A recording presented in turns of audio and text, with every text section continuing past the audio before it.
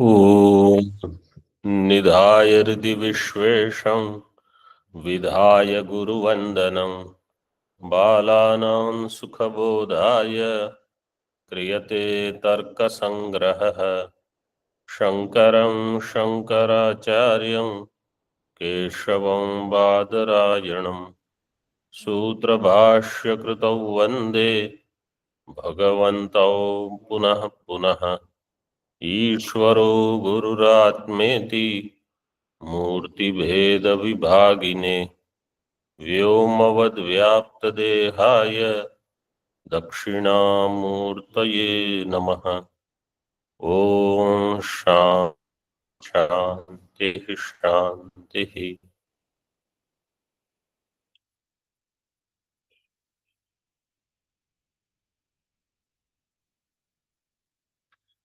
कल एक प्रश्न आया था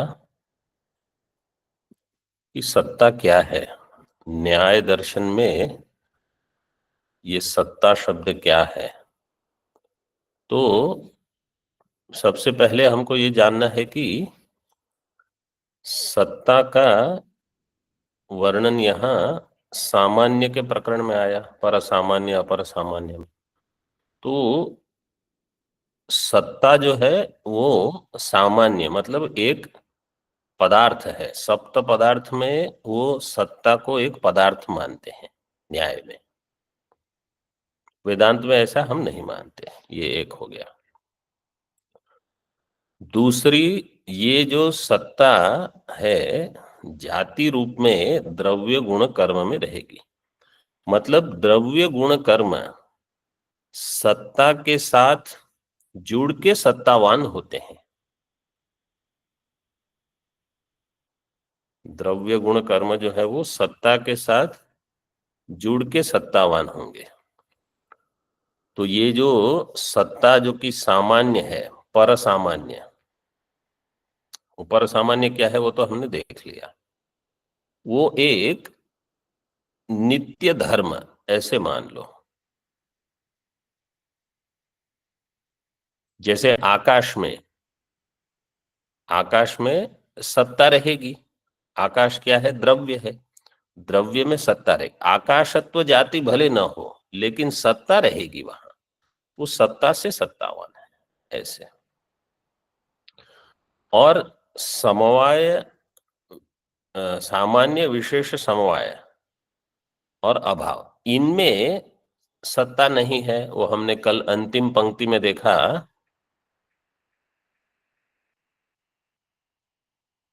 सामान्यादि चतुष्टये मतलब सामान्य विशेष समवाय अभावेषु जातिर्नास्ति। जातिर्नास्ति मतलब सत्ता जातिर्नास्ति। ठीक है, सत्ता जाति इनमें नहीं है, सामान्य विशेष समवाय अभाव में। तो इतना, ये थोड़ा स्पष्टीकरण अगर आपको इसका लाभ होता है तो ठीक है। अब हम आगे देख रहे थे विशेषों की सिद्धि। विशेषाणाम सिद्धि प्रकार है, नीचे से दूसरी पंक्ति। अच्छा, पहले नीचे से तीसरी पंक्ति में पहले हम क्या करते थे? द्रव्यत्व, तो द्रव्यत्व का अवांतर रहेगी जाति पृथ्वीत्व। गुणत्व उसकी अवांतर रूपत्व।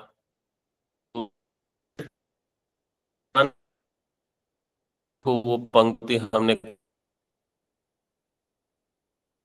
एकत्व विशिष्ट विशेषत्व अवांतर। तो यहां अवांतर कोई अन्य तो है नहीं, तो कहा तत्तद व्यक्तित्व अवच्छिन्न। विशेष का अवांतर क्या हो जाएगा? हर एक व्यक्ति, क्योंकि हर एक व्यक्ति अपने आप एक विशेष है। विशेष की हर एक जो व्यक्ति, क्योंकि अनंता है, असंख्य है वो, तो हर एक अपने आप में विशेष है, इसलिए तत्तद व्यक्तित्व अवच्छिन्न कर दिया। जैसे पहले द्रव्यत्व अवांतर रूपत्व, द्रव्यत्व अवांतर पृथ्वीत्व, गुणत्व अवांतर रूपत्व, कर्मत्व अवांतर उत्क्षेपणत्व, ऐसे करके विभाग किया था। एक मुख्य जाति, एक उसकी अवांतर जाति। लेकिन यहाँ विशेषत्व और अवांतर कर दिया, तत्तद व्यक्तित्व अवच्छिन्न। ये स्पष्ट हो गया सबको? यस स्वामी जी। हम्म, जी स्वामी। अब आगे देखो, विशेषाणां सिद्धि प्रकार है घटादीनां द्यणुक पर्यंतानां तत्तद अवयव भेद प्रयोज्यो अवयवी भेद है। घटादि से लेकर, मतलब घटादि जो है वो कोई भी अंतिम कार्य, अंत्य कार्य जो होगा जिसके बाद कोई अन्य कार्य नहीं होगा, वहां से लेकर द्व्यणुक पर्यंत तत्तद अवयव भेद प्रयोज्यो अवयवी भेद, अवयव भेद से प्रयोज्य होगा अवयवी भेद। अवयवी घटादि उनमें भेद क्यों है? क्योंकि उसके अवयव में भेद है, उसका अनुमान देते हैं। अयम घटः तद घट भिन्नः एतदीय कपाल भेदात्। इसका सामान्य रूप कैसे होता है? अयं घटः, जैसे दृष्टांत लो, अयं घटः एतद घट भिन्नः, ये घट इस घट से भिन्न है। क्यों? क्योंकि इस घट में एतदीय कपाल भेद है। अयम घट के बदले आप समझ लो रक्तो घटः, और इसको नील घटः। तो रक्तो घटः नील घट भिन्न है, मतलब नील घटाद भिन्न है। क्यों? क्योंकि इसके जो कपाल है जिससे ये आरंभ हुआ है, वो इस कपाल के जिससे ये घट आरंभ हुआ है उससे भिन्न है, ये बताना चाहते हैं। कैसे बता रहे हैं? देखो, एतदीय कपाल भेदात, तो इसमें हेतु है एतदीय कपाल भेद। इसका अर्थ हो गया, एतद का अर्थ यहां लेना जो पक्ष में है, तो पक्ष वाला जो कपाल, पक्षीय कपाल, उसका भेद। एतद जो सन्निकृष्ट है उसके लिए है, और तत् विप्रकृष्ट के लिए। ठीक है, तो एतदीय कपाल भेद, ठीक है। अब उसके आगे की पंक्ति देखो, अत्र हेतु स्वप्रतियोगी समवेतत्व संबंधेन बोध्य। यहां जो हेतु है एतदीय कपाल भेद, वो कैसे देखना है? स्वप्रतियोगी समवेतत्व संबंधेन बोध्य। इसमें स्व से लेना एतदीय कपाल भेद,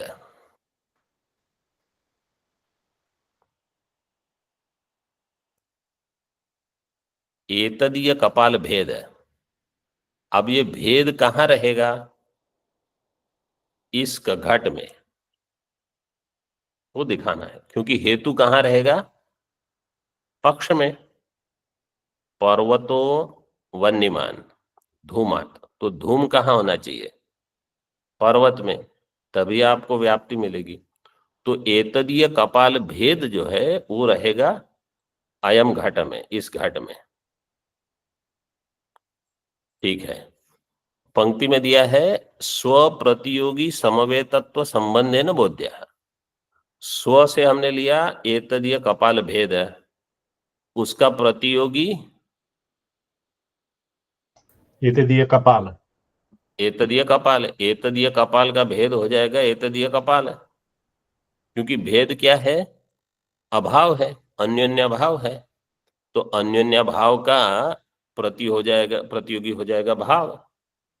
किसी भी अभाव का प्रतियोगी होगा भाव। यस्य अभाव सब प्रतियोगी। तो स्व प्रतियोगी का अर्थ हो गया एतदीय कपाल। उसमें समवेतत्व संबंधेन, उसमें समवेत कौन होगा? घट, घट। उसमें रहेगा समवेय तत्व संबंध, तो समवेय तत्व संबंधेन, तो उस घट में रह गया हेतु, क्योंकि अत्र हेतु स्वप्रतियोगी समवेय तत्व संबंधेन बोध्यः, तो ये जो हेतु है वो वहां रह जाएगा पक्ष में, घट में। मैं फिर से बता देता हूं, स्व का अर्थ है एतदीय कपाल भेद, स्व प्रतियोगी हो जाएगा एतदीय कपाल, एतदीय कपाल समवेय तत्व संबंधेन, एतदीय कपाल में समवेत होगा घट, कपाल में समवेत होगा घट, समवेय तत्व संबंधेन, तो इस संबंध से ये हेतु घट में रह गया, तो पक्ष में हेतु आ गया, वो हो गया। और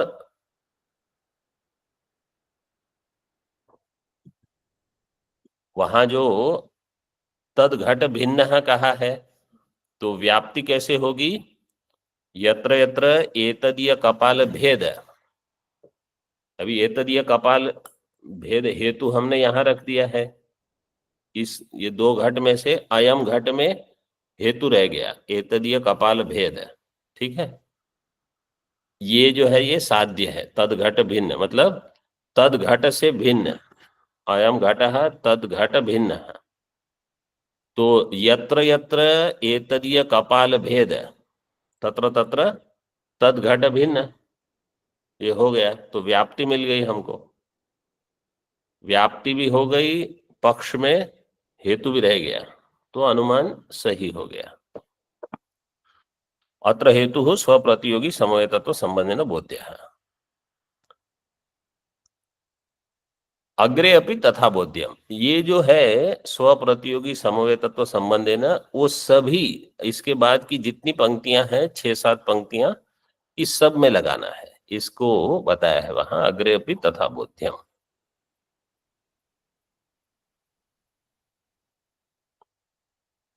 एवं आगे की पंक्ति में एक संशोधन करना है,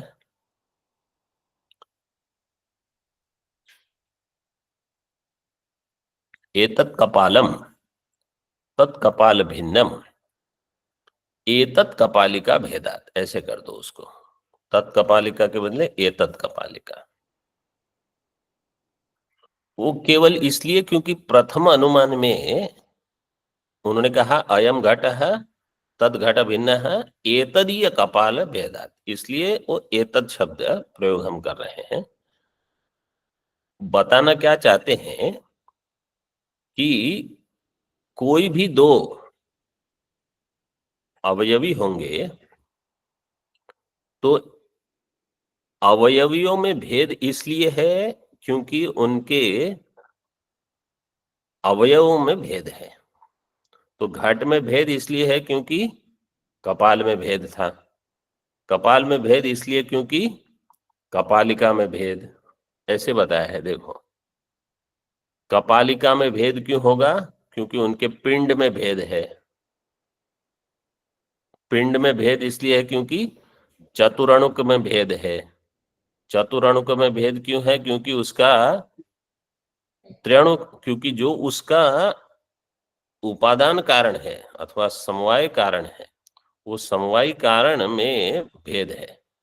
तो इस सामान्यतः हम क्या कहेंगे, ये घट जो है ये इससे भिन्न क्यों है, क्योंकि ये अलग मिट्टी से बना है, ये अलग मिट्टी से बना है, ये मिट्टी ऋषिकेश से आई है, ये मिट्टी हरिद्वार से आई है, इसलिए दो घट भिन्न है। ये सामान्य व्याख्या हो गई। ये कहते हैं कि इसके जो अवयव हैं वो भिन्न है, उसके अवयव भिन्न थे, उसके अवयव भिन्न थे, ऐसे ऐसे करते करते परमाणु तक पहुंच जाते हैं। अब पंक्तियां देखो, पंक्तियां लगा देते हैं।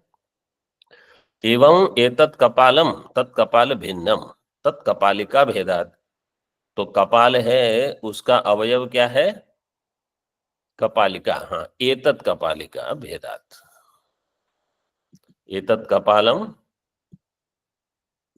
ये इससे भिन्न है क्योंकि एतत् कपालिका में भेद है, इसलिए एतत् कपालिका तत् कपालिका भिन्ना पिंड भेदात। एतत् कपालिका जो है इसकी तत् कपालिका से भिन्न है, क्यों? पिंड भेदात। अब यहाँ एतत् पिंड भेदात ऐसे कुछ कहा नहीं, सीधे ही बता दिया, तो आप समझ लो। ठीक है, इनके पिंड में भेद है। अयम पिंड है तत्पिंड भिन्न है। भिन्न है, अगर वो स्पष्ट नहीं है तो स्पष्ट कर दो।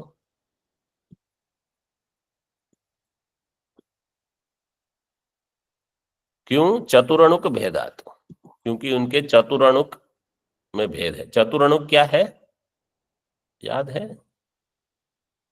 चतुरणुक कैसे बनेगा? 4 त्रसरेणु। हाँ, 4 त्रणुक अथवा त्रणुक कहो अथवा त्रसरेणु कहो अथवा त्रुटि, ये सब समान अर्थ है। 4 त्रसरेणु से एक चतुरणुक बनेगा, ऐसे उनका मानना है। और त्रणुक कैसे बनेगा? 3 द्व्यणुक से। वो बस एक विज्ञान समझ में आ गया तो उसी को लगाना है बाद में। ठीक है। और द्व्यणुक कैसे बनेगा? 2 परमाणु से। तो चतुरणुक भेद से पिंड भेद हो गया। अयम चतुरणुक तच्चतुरणुक भिन्न है। ये एक चतुरणुक लिया पहले, क्योंकि घट को छोड़ के कपालिका ली, कपाल लिए, कपाल को छोड़ के कपालिका। कि कपालिका कपालिका में भेद कैसे आया? बोले पिंड इनका अलग था। पिंड में भेद कहाँ से आया? बोले इनके चतुरणुक जो हैं ये सब भिन्न थे इस चतुरणुक से, इसलिए यहां भेद आ गया। बोले चतुरणुक भिन्न क्यों हुए? त्रणुक में भेद था इसलिए। अयम त्रणुक है, एक त्रणुक लेके बता रहे हैं। अयम त्रणुक है तत्त्रणुक भिन्न है, उस त्रणुक से ये भिन्न है। मतलब इसमें क्या रहेगा? तत्त्रणुक का अन्योन्य भाव। ठीक है। क्यों ऐसा है? क्योंकि द्व्यणुक में भेद है। इस त्रणुक को बनाने में जो जो जो 3 द्व्यणुक लगे वो अलग हैं। इस त्रणुक को बनाने में 3 अलग द्व्यणुक लगे, इसलिए भेद हो गया। ठीक है। इदं द्व्यणुकम तद द्व्यणुक भिन्नम, ये द्व्यणुक इससे भिन्न है।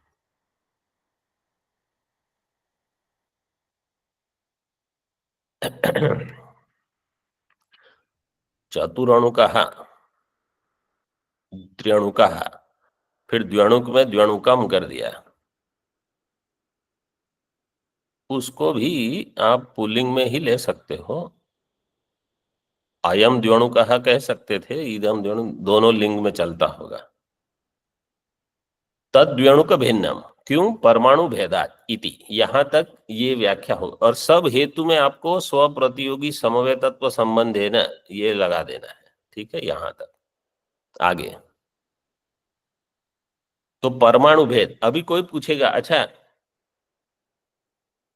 ये परमाणु इस परमाणु से क्यों भिन्न है? तो क्या हेतु देंगे हम?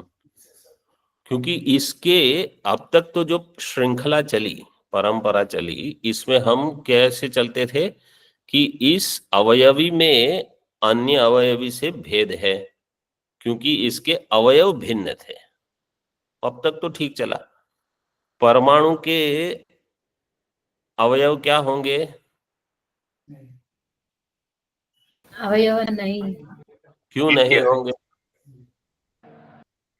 क्योंकि ये नित्य, जो नित्य है उसके अवयव नहीं होते,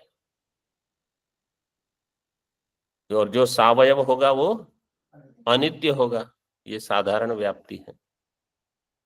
तो इसलिए उन्होंने ऐसे स्वीकार किया कि जहां तक आप जा सकते हो, जो अंत होगा उसी का नाम हम दे देंगे परमाणु। अब वैसे और भी नीचे जा ही सकते हो, जब त्रिणुक से यहां तक पहुंचे तो और भी विभाग करके नीचे चले जाओ।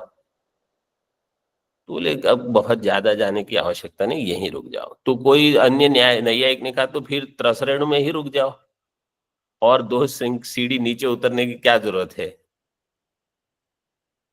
जैसे कहीं समझो तीर्थ क्षेत्र में जाना है, बहुत सारी सीढ़ियां हैं, इतनी है कि आप बस देखते ही रहो, तो थोड़ी सीढ़ी तक जाके आपको यहां से नमस्कार करेंगे तो पुण्य मिल जाएगा। तो कोई 2 सीढ़ी ऊपर खड़ा रह के करेगा, हम यहाँ खड़े रह के नमस्कार कर लेते हैं, बोले नहीं यहां तक आओ तब पुण्य मिलेगा। तो किसी ने कैसे मान लिया, किसी ने कैसे मान लिया, सब अपनी अपनी तरह से सोचते हैं। ये नैयायिक में ही परस्पर भेद मिल जाएंगे आपको। ततो अब इस परमाणु के बारे में बताते हैं।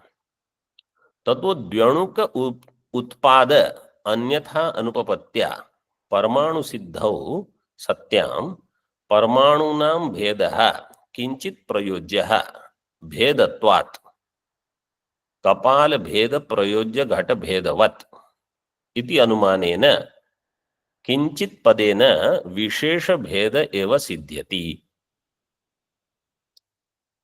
ततः इसके पश्चात द्व्यणुक उत्पाद, उत्पाद मतलब उत्पत्ति, द्व्यणुक की जो उत्पत्ति है वो अन्यथा अनुपपन्न है। मतलब द्व्यणुक की उत्पत्ति के लिए आपको कोई न कोई परमाणु चाहिए। परमाणु की अन्यथा अनुपपत्ति, परमाणु के नहीं होने पर द्व्यणुक की उत्पत्ति नहीं होगी। जैसे दृष्टांत हम अन्यथा अनुपपत्ति मतलब अर्थापत्ति। न्याय में वैसे तो अर्थापत्ति प्रमाण नहीं मानते, लेकिन व्यतिरेकी व्याप्ति है, तो इसको वैसे ही समझो जैसे ये अर्थापत्ति वैसे ही चलेगी जैसे व्यतिरेकी व्याप्ति चलेगी। अर्थापत्ति कैसे चलेगी, जैसे हम कहेंगे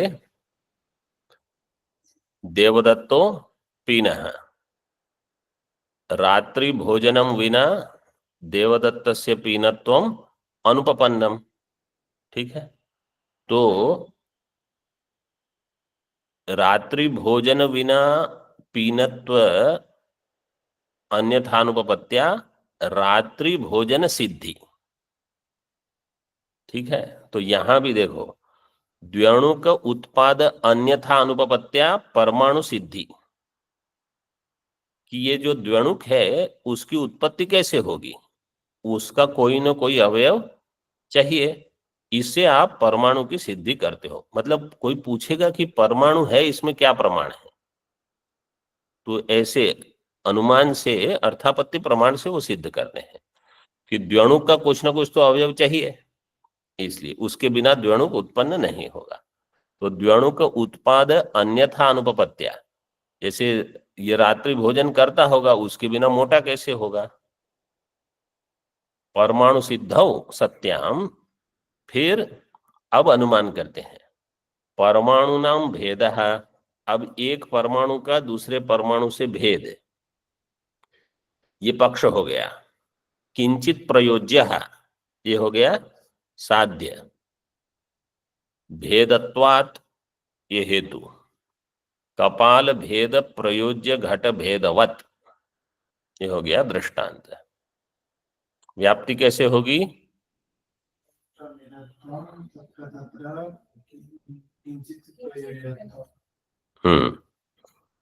यत्र यत्र भेदत्वम तत्र तत्र किंचित प्रयोज्यत्वम में, उसका अर्थ है यत्र यत्र भेदत्वम तत्र तत्र किंचित भेद प्रयोज्यत्वम। ऐसे किंचित प्रयोज्यत्व मतलब कोई भेद का प्रयोजक वहां होगा जिससे प्रयुज्य होगा ये भेद। जैसे दृष्टांत दिया, दृष्टांत क्या है, घट भेद, कपाल भेद प्रयोज्य घट भेद। कपाल भेद के कारण जो घट भेद आया, कपाल भेद प्रयोज्य घट भेद। प्रयोजक कौन है, हाँ, कपाल भेद हो गया प्रयोजक, प्रयोज्य हो गया घट भेद। घट भेद, घट नहीं, घट भेद। कपाल भेद प्रयोज्य घट भेद। तो दृष्टांत में अब हेतु लगाओ, कपाल भेद प्रयोज्य घट भेद, इसमें भेदत्व रहेगा क्योंकि वो भेद है, तो उसमें भेदत्व रहेगा। तो दृष्टांत में हेतु रह गया। अब दृष्टांत में साध्य, तो कपाल भेद प्रयोज्य घट भेद जो है वो किंचित प्रयोज्य है। हाँ, किंचित भेद प्रयोज्य है, कपाल भेद प्रयोज्य हो गया, वो लिखा ही है। तो दृष्टांत में हेतु आ गया, साध्य भी आ गया। अब पक्ष में परमाणु नाम भेद है, मतलब परमाणु भेद जो होगा उसमें हेतु रहेगा, भेदत्व रहेगा। ये क्रम है। कहीं पर भी जैसे अनुमान होगा, पहले आपको पक्ष, साध्य, हेतु, दृष्टांत ये क्या है वो तय कर लेना है। फिर व्याप्ति देख लो। दृष्टांत में हेतु रहना चाहिए, साध्य रहना चाहिए, फिर पक्ष में हेतु रहना चाहिए। ये बिल्कुल सरल जो अनुमान होता है उसमें इतना कर लेना है। फिर उसमें व्यभिचार है कि नहीं है, उपाधि है कि नहीं है, वो सब बाद में और चिंतन करना है। तो ये सरल अनुमान में इतना तो हम लगा ही सकते हैं। तो पक्ष में अगर हेतु रह गया और व्याप्ति सिद्ध है तो इसका अर्थ क्या है? पक्ष में हेतु रह गया, व्याप्ति सिद्ध है, तो अर्थ क्या हुआ इसका? पक्ष में साध्य है। पक्ष में साध्य होगा। पक्ष में अगर हेतु है और व्याप्ति क्या हो गई? जहां जहां हेतु है वहां वहां साध्य है। तो अभी वन्नी व्याप्य धूमवान अयम पर्वत है, ये हो गया। वन्नी व्याप्य धूमवान अयम पर्वत, तो तथा च अयम तस्मात् तथा, तो तथा च अयम हो गया। वन्नी व्याप्य धूमवान अयम पर्वत है, तस्मात् तथा, तथा क्या हो जाएगा? तस्मात् पर्वतो वन्यमान, तथा तस्मात् पक्षो साध्यवान, पक्ष साध्यवान, ये हो गया। तो परमाणु का जो भेद होगा वो भी किंचित प्रयोज्य होगा। अब वो जो प्रयोज्य होगा वो उसका अवयव तो हो नहीं सकता, तो इसलिए इन्होंने कहा वो विशेष होगा। देखो, इति अनुमानेन किंचित पदेन, किंचित पद से यहाँ क्या लेंगे? विशेष भेद एवं सिद्ध्यति, विशेष का भेद सिद्ध हो जाएगा। ठीक है, विशेष की सिद्धि कर दी। परमाणुगत विशेषाणाम भेद सिद्ध्या च विशेषस्यापि सिद्धिरिति। परमाणुओं में विशेष है, मतलब एक परमाणु दूसरे परमाणु से भिन्न क्यों है? विशेषात। ठीक है, अब मैं पूछूं, एक विशेष दूसरे विशेष से भिन्न क्यों है? परमाणु परमाणु में भिन्न है, भेद है क्योंकि उसमें विशेष है। विशेष विशेष में भेद क्यों है? विशेषात, क्योंकि वो स्वतः व्यावर्तक है। आगे बताएंगे, वैसे आपने पढ़ा ही होगा पहले। परमाणुगत विशेषाणाम भेद सिद्धिया विशेषस्यापि सिद्धि, परमाणुगत विशेषों के भेद से विशेष की भी सिद्धि हो गई। विशेष क्या है? विशेषस्तु स्वतः एवं व्यावृत्त है, वो स्वतः ही व्यावृत्त होगा, अपने आप को अलग कर देगा। स्व प्रयोज्य भेदवान एवं। इसके पहले जो थे वो सब कैसे थे? अन्य प्रयोज्य भेदवान थे। जैसे घट भेद क्यों था? कपाल भेद प्रयोज्य था वो। ठीक है, कपाल भेद क्यों था? कपालिका भेद, तो अन्य भेद प्रयोज्य भेद थे। ये भेद कैसा है? स्वप्रयोज्य भेद है। तो इस विशेष कैसा हो गया? स्वप्रयोज्य भेदवान, स्वप्रयोज्य भेदवान। अच्छी पंक्ति है, मतलब अच्छा लक्षण है। न तो तद्गत विशेषांतर भेद प्रयुक्त भेदवान इति भाव।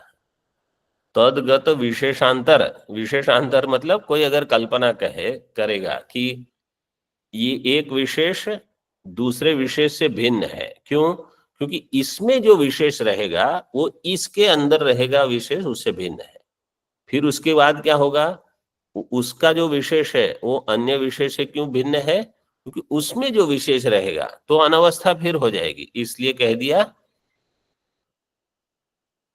न तो तद्गत विशेषांतर भेद प्रयुक्त भेदवान, उसमें कोई अन्य विशेषांतर नहीं है जिसके भेद के कारण विशेष में भेद आया है, ये स्वतः ही भेद वाले हैं।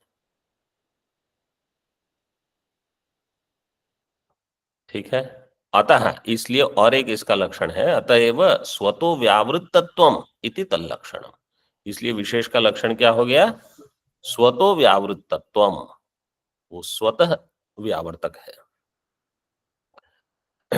ओम पूर्णमदः पूर्णमिदं पूर्णात् पूर्णमुदच्यते पूर्णस्य पूर्णमादाय पूर्णमेवावशिष्यते। ओम शांति शांति शांति। शंकरं शंकराचार्यं केशवं बादरायणं सूत्रभाष्यकृतौ वन्दे भगवन्तौ पुनः पुनः। ईश्वरो गुरुरात्मेति मूर्तिभेद विभागिने व्योमवद्व्याप्तदेहाय दक्षिणामूर्तये नमः। ओम शांति शांति शांति।